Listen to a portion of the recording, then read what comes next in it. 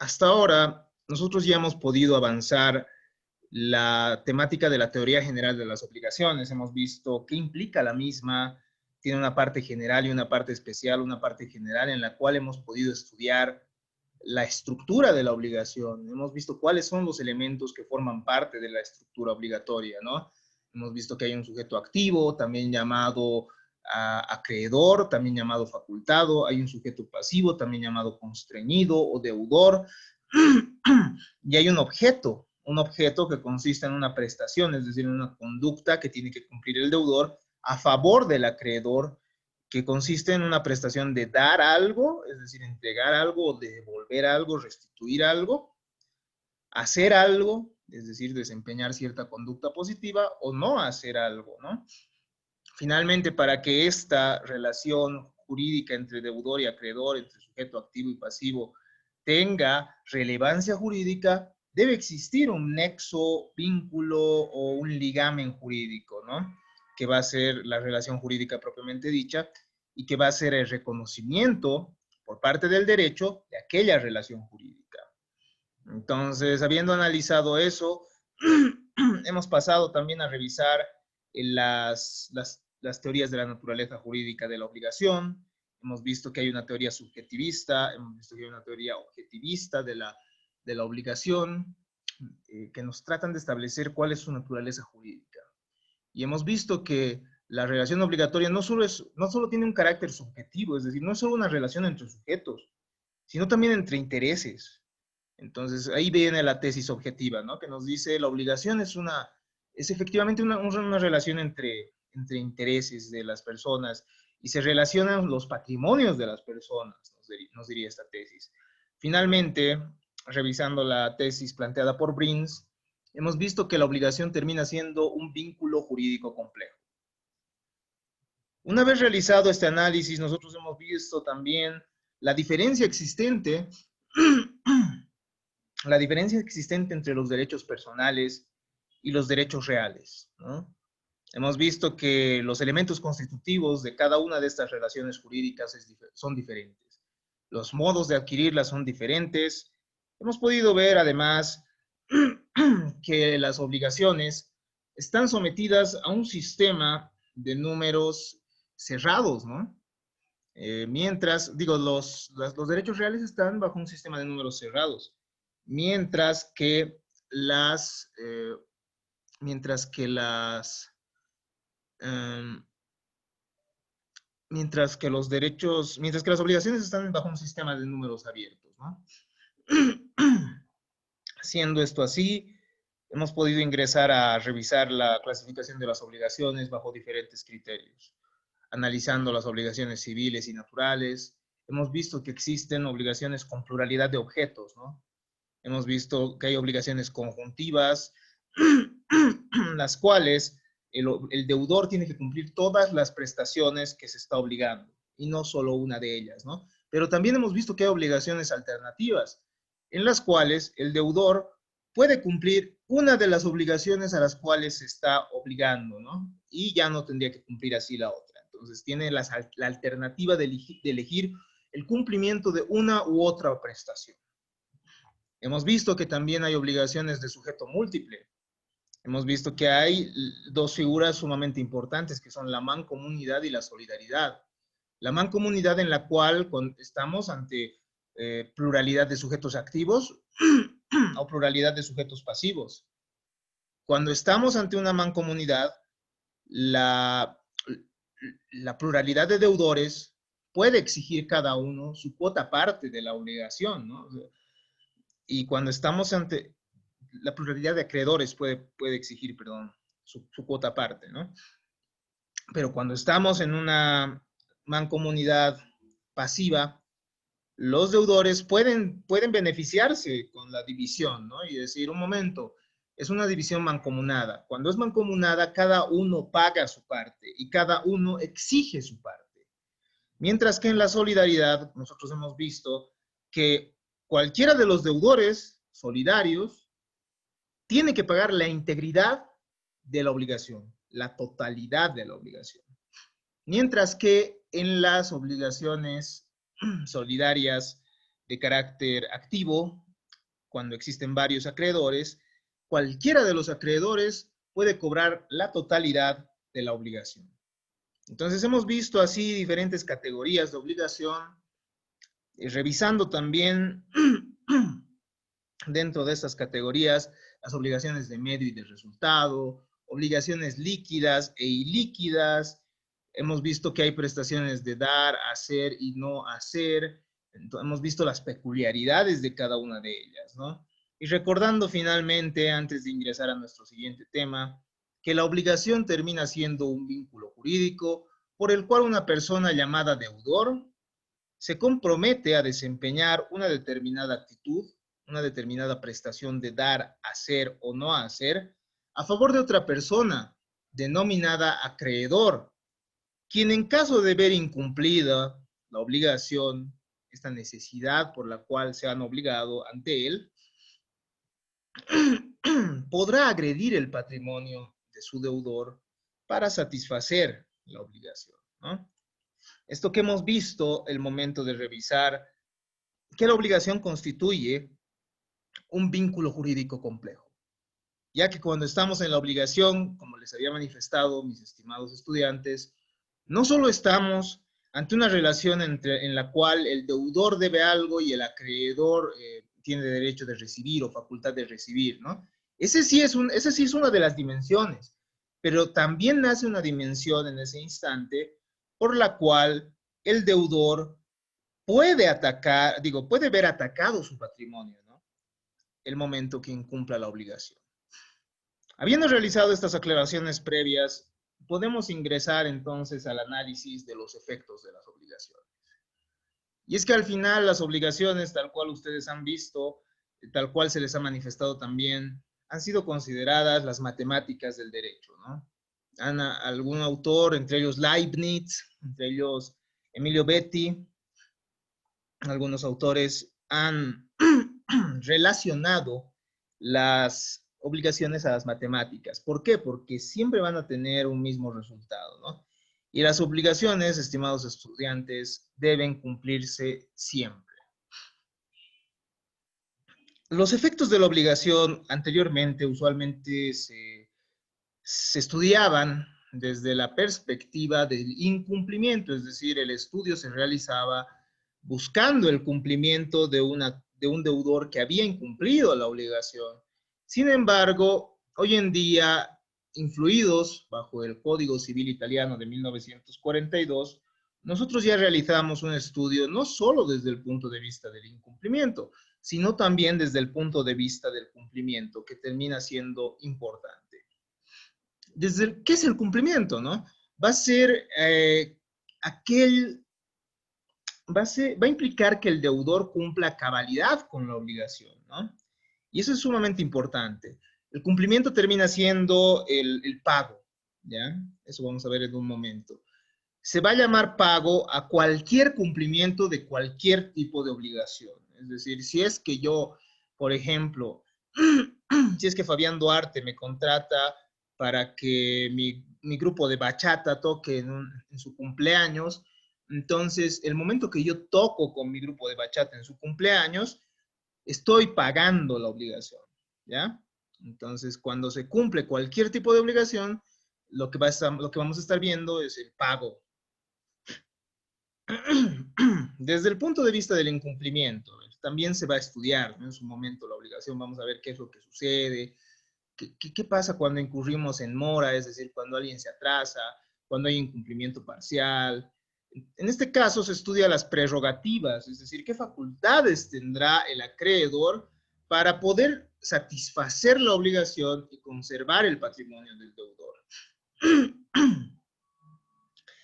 ¿Qué son los efectos de las obligaciones? Van a ser aquellas consecuencias de orden jurídico que provienen de la existencia y virtualidad de la obligación, ¿ya? Entonces, los efectos de las obligaciones van a ser esas consecuencias que emanan de la obligación misma y que van a ser reconocidas por el ordenamiento jurídico. ¿Qué es el cumplimiento de la obligación? ¿A qué se refiere? ¿Qué significa? ¿Cómo podemos comprenderlo? Vulgarmente, el pago va a ser una satisfacción de una deuda en monto, en dinero, ¿no? Eso es lo primero que tenemos que comprender. Pero esto es una perspectiva vulgar, esta sería una perspectiva vulgar y no así una perspectiva técnica.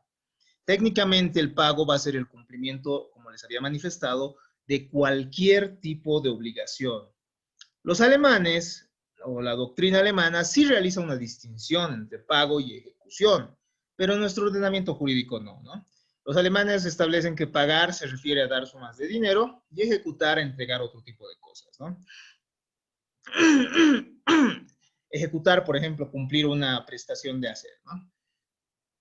Sin embargo, en nuestro sistema jurídico se usa indistintamente la palabra pago para prestaciones de dar, hacer y no hacer. Pagar viene de pacare, que significa satisfacer, pacificar, aplacar, y significa la conformidad entre lo que ocurre y lo que se ha previsto. Entonces, tiene que existir una conformidad entre lo que las partes han querido el momento en que ha surgido la obligación, o lo que la ley ha establecido el momento en que se ha generado la obligación, y lo que efectivamente sucede el momento en que se cumple la misma. Arturo Alessandri, un profesor chileno, muy conocido y citado muchas veces por nuestra jurisprudencia, nos va a decir que el pago es una prestación de lo que se debe, y de aquí que sea igualmente aplicable a las obligaciones de dar, hacer o no hacer, ¿no? Entonces, en el ordenamiento chileno, de igual manera se usa el término pago para prestaciones de dar, hacer y no hacer.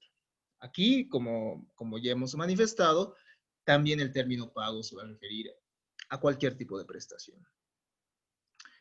El pago termina siendo una convención, nos dice Dupichot, por la cual el deudor, que se llama solvens, va a ejecutar la prestación debida de cualquier naturaleza, mientras el acreedor llamado accipient va a recibir esta prestación.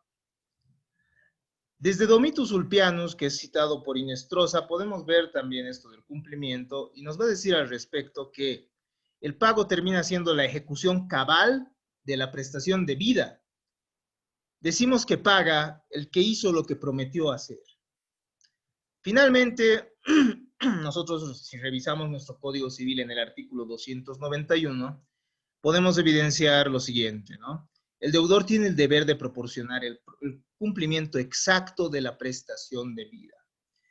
Estimados estudiantes, una persona que se encuentra obligada a una prestación no puede satisfacerla de otra forma, sino de aquella en la cual se ha comprometido, o de aquella establecida específicamente por la norma jurídica.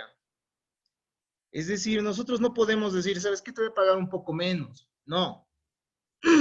La obligación tiene que cumplirse de la manera exacta en la cual uno se ha obligado a cumplir.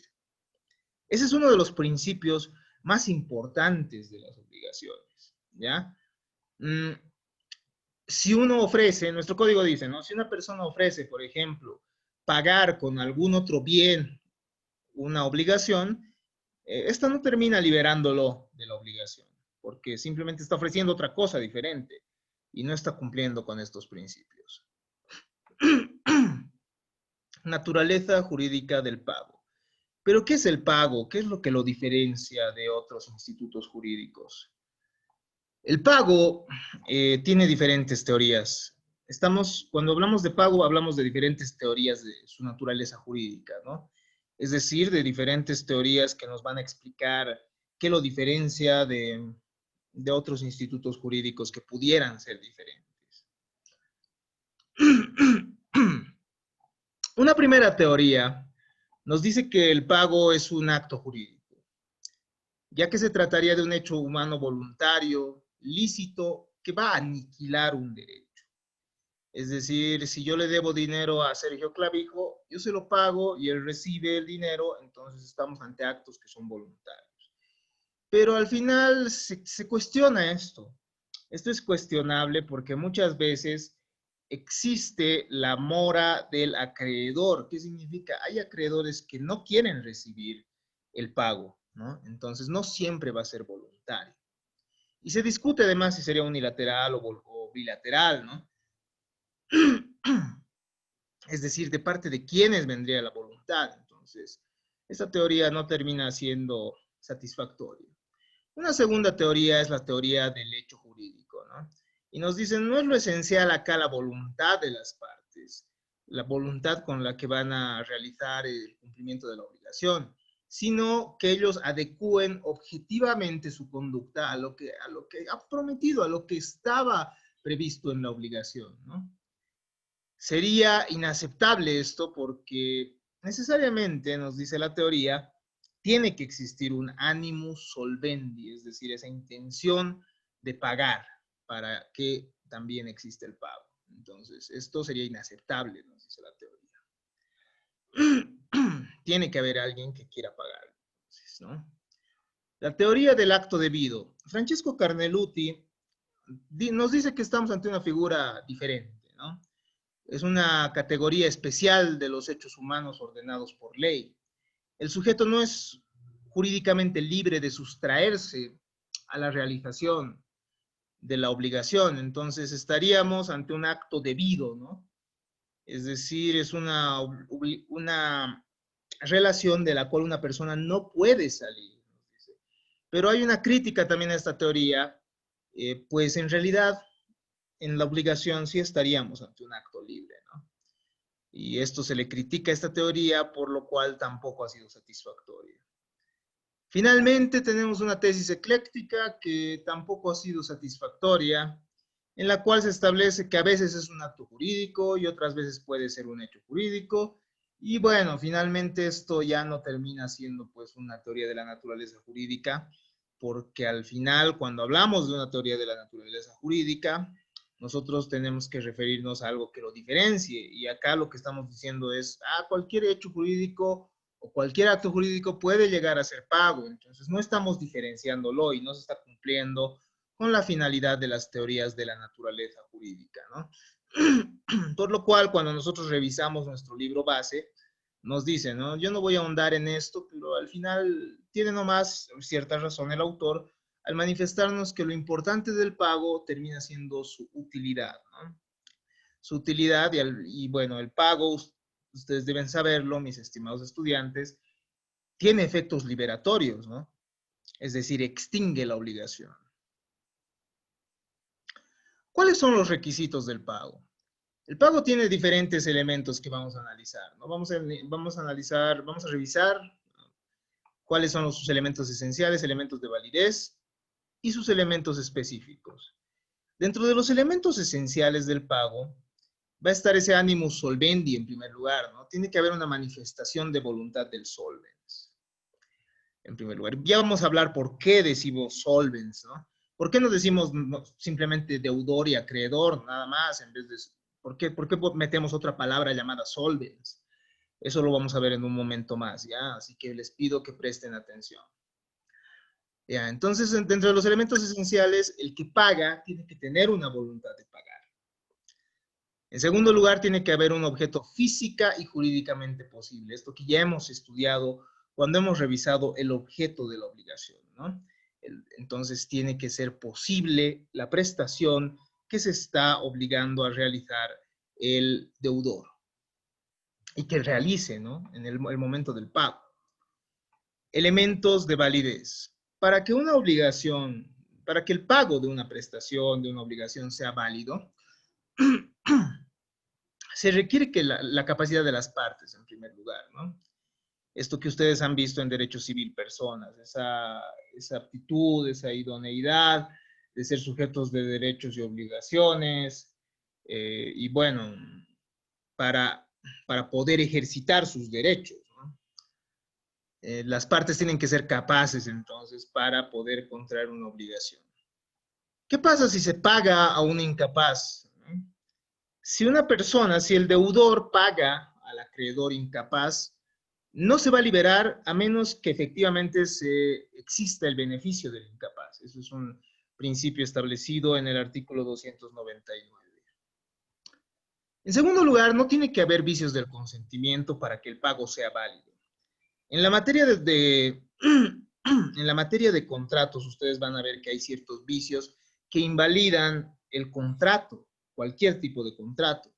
Y estos son el error, el dolo y la violencia, ¿ya? Por ejemplo, el error se va a referir a una falsa apreciación de la realidad. La falsa apreciación de la realidad tiene que ser determinante para que uno celebre un contrato, ¿no? Entonces, ¿a qué vamos con esto? Uno se equivoca respecto a las cualidades de la cosa que está comprando o las cualidades de la persona con quien está contratando.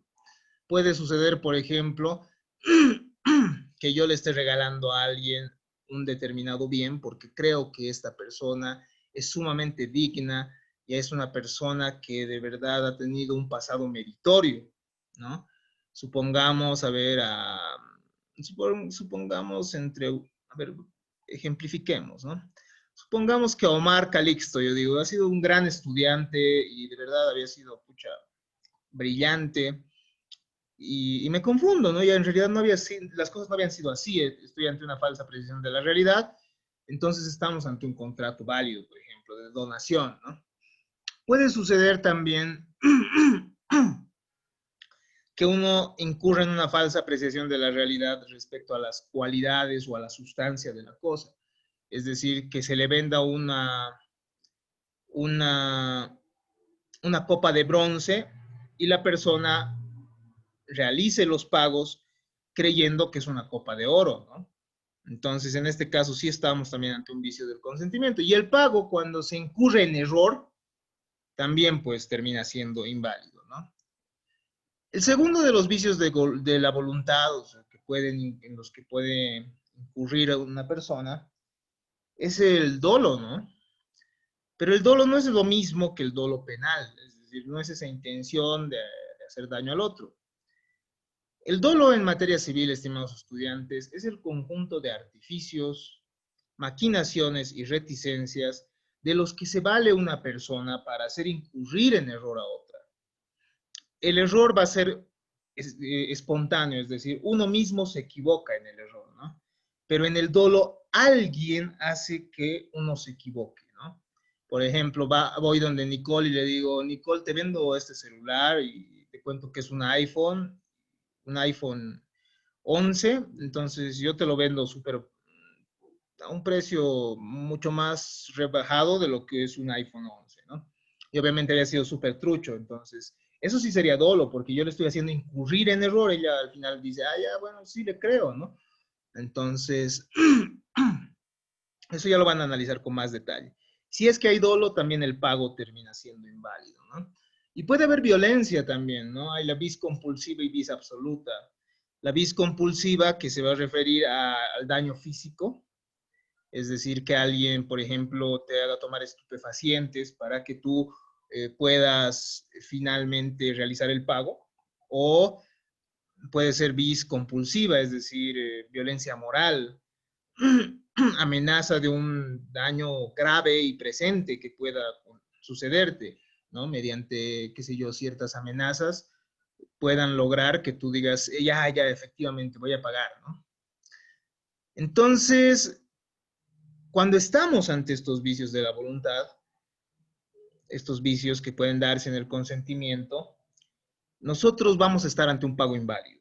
El pago no va a tener ningún valor, ¿no? Y obviamente en un juicio ya van a poder ver esto de las nulidades y demás. La validez. Otro de los requisitos de la validez va a ser la licitud de la prestación o de la abstención. Y ya hemos visto nosotros que mínimamente tiene que estar tutelada por el ordenamiento jurídico la prestación que tiene que realizar el deudor, ¿no? Es decir, no podemos obligarnos a que alguien, no podemos obligar a alguien a que mate a otra persona, no podemos celebrar un contrato y exigir posteriormente que alguien nos venda o nos entregue sustancias controladas, entonces tiene que ser tolerado por el ordenamiento jurídico. Hay ciertos elementos específicos que, además de los elementos esenciales, además de los elementos que hacen válido al pago, son diferentes, ¿no? Los elementos esenciales son los que hacen al mismo pago. Los elementos de validez son los que van a hacer que el mismo sí pueda tener su eficacia, ¿no? Y vamos a tener ciertos elementos específicos, es decir, que otros institutos no van a tener. Y estos elementos específicos van a ser en primer lugar la existencia de una deuda. Tiene que existir una cosa, cantidad o servicio adeudado. Esto se desprende del artículo 291, ¿no? Podemos ver un ejemplo en el artículo 963, ¿ya? A ver, entonces tiene que existir una deuda, ¿no?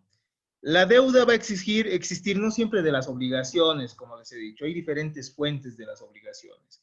Y el artículo 963 se va a referir al pago de lo indebido, ¿no? Si una persona paga mal a otra, entonces esa persona que ha recibido mal el dinero va a tener la obligación de restituir el dinero, ¿no? Tiene que existir previamente entonces una deuda. En segundo lugar, tiene que intervenir un solvens, ¿ya? ¿Por qué hablamos de solvens, estimados estudiantes? Es un término mucho más genérico, ¿ya? En la obligación nosotros estamos ante sujeto activo, pasivo y sujeto pasivo. Deudor o acreedor también se llaman, ¿no? También se llaman constreñido y facultado, también se van a llamar, qué sé yo, qué sé yo, ya habíamos dicho, ¿no? Sujeto pasivo y activo. Entonces, eh, como les había manifestado, eh, esto no es lo mismo que el solvens. Muchas veces el deudor va a ser solvens, ¿no? El solvens, estimados estudiantes, va a ser el que paga la obligación y el accipiens va a ser el que recibe el pago de la obligación, ¿ya? Es decir, puede ser que uno sea deudor y acreedor, pero puede ser que alguien diferente pague, ¿no? Sergio Clavijo, por ejemplo, le debe dinero a Gary y le dice, y bueno, su mamá lo encuentra triste porque no tiene cómo pagarle, y le dice, ya no te preocupes, hijo, yo voy a pagártelo, ¿no? Pues, obviamente es una ficción, pero podría suceder aquella situación. Entonces, en este caso, Sergio sigue siendo el deudor, Sergio es el deudor, pero la persona que es solvens va a ser su mamá, ¿no? Quien va a pagar la obligación. Entonces, puede suceder que el solvens sea una persona ajena al deudor. Y puede suceder también que la accipiens sea una persona ajena al acreedor. Normalmente el pago se lo hace al acreedor o a su representante, pero puede pagarse también a un tercero, ¿no? Muchas veces, qué sé yo, no estoy en mi casa, déjale a mi hermanito, ¿no ve? Entonces tu hermanito cobra el dinero y bueno, mientras el acreedor lo acepte, entonces, bueno, el pago termina siendo válido, ¿no? Entonces los sujetos del pago van a ser diferentes, por eso es que tienen nombres diferentes, ¿no? A los sujetos de la obligación. Ahora, tal cual habíamos dicho, el solvens puede ser el deudor o puede ser un tercero, tal cual establece el artículo 295 de nuestro Código Civil. Es por esto que usamos un término más genérico y no solo decimos el deudor, ¿no? Cuando hablamos del pago. Por otro lado tenemos el accipiens, ¿no? Existencia de un accipiens. El artículo 297 nos habla de autorización judicial, legal o convalidación, ¿no? Es decir, puede pagarse a una tercera persona si es que así se lo autoriza por una autoridad judicial, si la ley también lo autoriza, o si el mismo acreedor lo permite, ¿no? Existe también la situación del acreedor aparente o putativo establecido en el artículo 298, ¿no? Puede suceder que alguien pague a un acreedor aparente, ¿no? Pero ustedes van a decir, ¿cómo va a ser eso posible? Uno sabe bien a quién le debe dinero. Existen figuras en el derecho, ¿no? Que pueden permitir que se dé la situación del pago a un acreedor aparente, ¿no? Supongamos que yo le debo dinero a una persona, pero esta persona fallece y luego viene su sobrino y me dice, yo soy su heredero. ¿No? Y yo le digo, ya bueno, sí, yo le debía dinero a su tío, entonces le pago el dinero. Pero había sucedido que el señor había tenido hijos, entonces estos hijos son los que tienen preferencia dentro del orden sucesorio, ¿no? Entonces ellos eran los verdaderos, digámoslo así, ellos eran a quienes en realidad yo tenía que pagar. Pero la ley nos dice que el pago al acreedor aparente es válido, ¿no? Y me puede liberar. Entonces ya después ellos verán cómo cobran al acreedor aparente, ¿no? Al que se ha hecho declarar heredero, a ese sobrino, por ejemplo. Principio de exactitud del pago. Esto es lo más importante, ¿no? el pago tiene que realizarse de manera exacta en cuanto al tiempo, al lugar, al modo y la substancia. La doctrina argentina va a distinguir los principios de integridad e identidad, ¿ya? Para que el pago sea exacto, para que el pago sea tal y pueda ser liberatorio, tiene que ser íntegro, es decir, se tiene que pagar completamente toda la cuantía del objeto debido. Si yo pago una parte, aunque me falte un boliviano, si yo le debo $100 a Sergio Clavijo y le pago $99, estoy incumpliendo la obligación, ¿ya? Tiene que cumplirse a cabalidad, completo, bajo el principio de integridad. Pero además tiene que ser idéntico, es decir, que tiene que entregarse la misma cosa. Si él me ha prestado $100,000, digo, sí, $100,000, digamos, y yo tengo que devolverle $100,000, no le puedo decir, ¿sabes qué? Tengo una casa y te voy a dar esta casa. Nuestro mismo código establece, estimados estudiantes, que el pago tiene que realizarse, bueno, que ofrecer otra cosa como pago no termina liberando a la persona, ¿no? Entonces, a tomar en consideración estos aspectos. Bueno, para ver si es que una persona ha cumplido o no, se utiliza esta figura que es la de la diligencia en el cumplimiento, ¿no? Ustedes ya han podido verlo en la materia de teoría de la responsabilidad, bajo la figura del bonus pater familias, buen padre de familia, o lo que, no es, o lo que la legislación francesa denomina el hombre razonable, ¿no? Para cumplir uno con una obligación, tiene que tener la diligencia de un buen padre de familia, ¿no? ¿A qué se refiere? Tiene que ser cuidadoso, tiene que ser cauto, tiene que tener la debida cautela que le permitan cumplir la obligación. Esto va a permitir establecer si él mismo ha incurrido o no en culpa al momento de la obligación, ¿no? Es decir, para establecer también si él mismo va a hacerse responsable por ciertos daños que pueda generar su incumplimiento. En las obligaciones profesionales, estimados estudiantes, la diligencia se va a valorar de acuerdo a la naturaleza de la actividad, ¿no? Es decir, ya no se lo va a comparar para ver si es que una persona es o no responsable de ciertos daños, se la compara pues con un tipo ideal, ¿no? Ese es el bonus pater familia. Va a ser un hombre cauto, cuidadoso, que cumple con sus obligaciones. Entonces, con ese ser ideal se compara, ¿no? A la persona en la obligación concreta, y en caso de no adecuarse a aquellos estándares, aquellos parámetros establecidos por una persona normal, razonable, entonces pues un juez podrá establecer en su momento la responsabilidad, ¿no?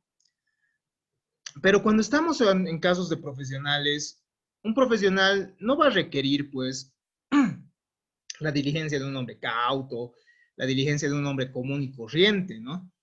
El profesional tiene que tomar en cuenta la pericia misma de su profesión, es decir, los protocolos, los procedimientos que deben seguirse para una intervención quirúrgica, por ejemplo, o cuáles son los mecanismos o medios legales que va a ser de los que va a hacer uso un abogado para un caso.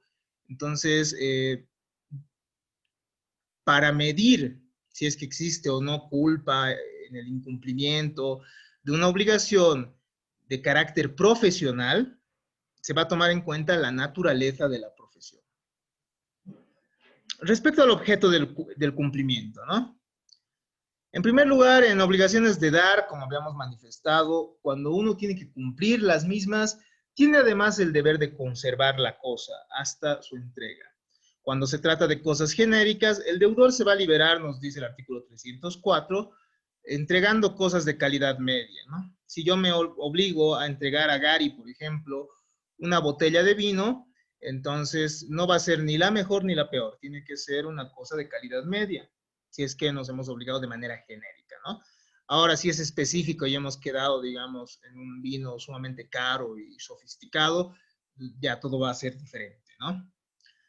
En una obligación de hacer, el cumplimiento tiene que ser personal, salvo que el acreedor consienta que cumpla otro. Esto que lo hemos revisado también, ¿no?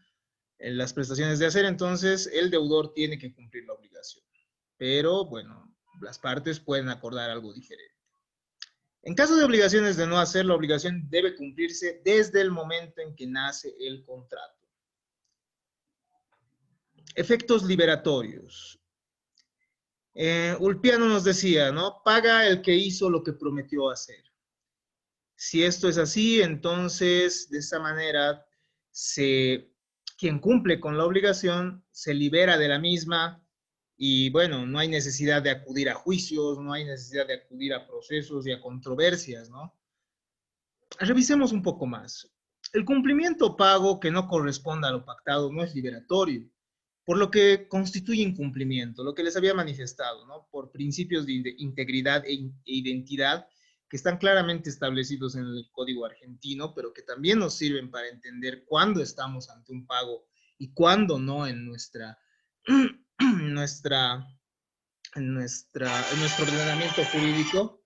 Entonces, bueno, cuando no se cumplen con estos principios, es decir, cuando la obligación no se cumple de manera cabal o de manera idéntica, sencillamente no hay pago, ¿no? El acreedor puede rechazar el cumplimiento parcial, incluso, ¿no? Si yo le digo, Tomás Sergio, te debía $100,000, ¿no? Te pagaré 50,000. Entonces, el acreedor puede rechazar esto, a menos que se haya pactado de otra forma. Puede ser que se pacte, ¿no? Por partes, digámoslo así, o bueno, la ley y los usos lo permitan, nos dicen, ¿no? El deudor no se libera ofreciendo una prestación diversa a la debida, salvo que el acreedor lo consienta, ¿no? Es decir, yo no puedo decirle, te debía $100, pero ¿sabes qué? Mejor te voy a dar mi televisor, ¿no? Si es que le ofrezco eso, eso no me libera. Pero si el acreedor lo decide y acepta eso, entonces sí hay, ¿no? Esta posibilidad de que el pago sea, de que esto constituya un pago y de esa manera se extinga la obligación. Si se cede un crédito, la obligación se extingue con el cobro del mismo salvo voluntad de las partes, ¿no? Podría suceder que en vez de pagarte, alguien te ceda un crédito, ¿no?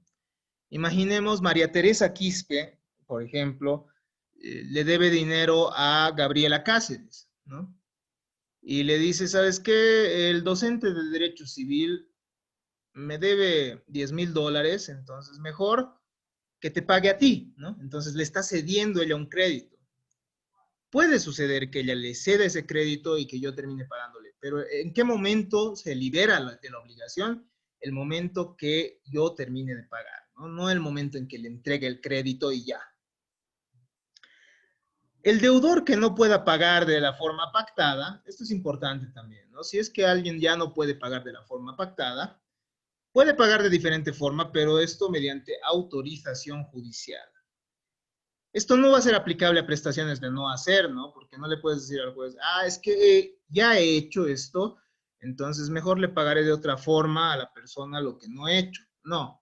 Entonces, Francesco Messineo, de manera muy lógica, nos dice, no es aplicable la sustitución, ¿no? de una forma de cumplir la obligación de una prestación de no hacer, ¿no? O sea, no se puede sustituir una prestación de no hacer por otra. De esta manera, entonces, hemos acabado con esta primera parte. Luego ya vamos a ver los elementos accidentales del pago. Ya hemos visto lo más importante, ¿no? La base, con esto ya ustedes van a poder realizar también el trabajo del ensayo crítico que corresponde que realicen según nuestra plataforma.